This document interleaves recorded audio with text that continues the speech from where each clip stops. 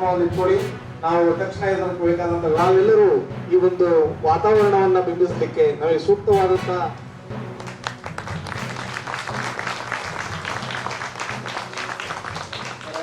ಅವರಿಗೆ ನಮ್ಮ ನಾಲ್ವಡಿ ಕೃಷ್ಣರಾಜ ಒಡೆಯರ್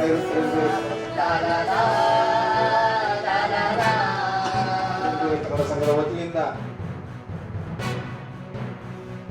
ರಾಜ್ಯಗಳು ಇರ್ತವೆ, ಕಾನೂನುಗಳು ಇರ್ತವೆ, ಸಂವಿಧಾನದ ಬೆಂಬಲ ಕೂಡ ಇದೆ.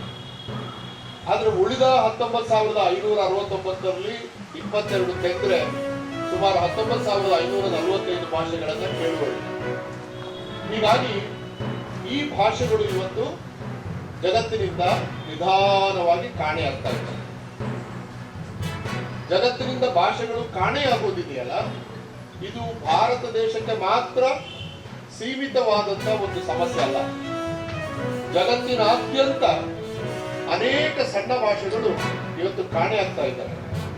ಇಂಗ್ಲಿಷ್ ಅಥವಾ ಪ್ರಬಲವಾದ ಇನ್ನೊಂದು ಭಾಷೆಯ ಹೊಡೆತಕ್ಕೆ ಸಿಕ್ಕಿ ಸಣ್ಣ ಭಾಷೆಗಳು ಕಣ್ಮರೆಯಾಗ್ತಾ ಇದ್ದಾರೆ.